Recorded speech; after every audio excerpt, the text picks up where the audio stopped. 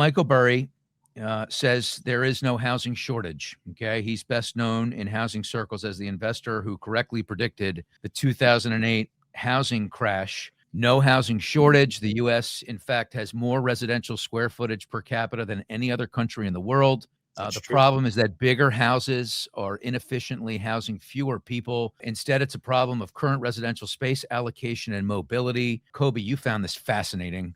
What's your takeaway from this? Is he right? Yeah, I did find it fascinating just because someone who was so far ahead of his time and so prescient and so prophetic, for someone to be so right then, he's dead wrong here. But he's also got an agenda that he's pushing here, which I think is not getting enough attention. You think he's dead wrong, really?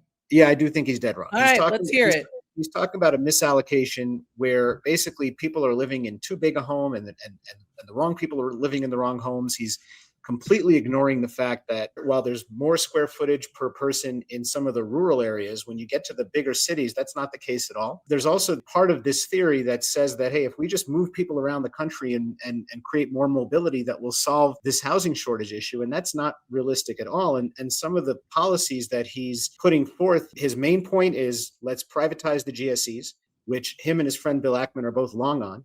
And then his solutions around that are for Fannie and Freddie to, be run by more senior mortgage executives of experience. I'm all for that. But what he wants to see is products from Fannie and Freddie that create what he calls transaction velocity. And what he's not accounting for is that life events override the financial incentives of moving. So you can't just decide to move people around. Lowering the G fees for seniors, more bridge loans, more streamlined refinances, more HELOCs, all of those things are great financial products, but all of those things are also all demand side solutions, and they don't reflect what the actual problem is, which is a 4 to 7 million unit housing shortage that we have in this country.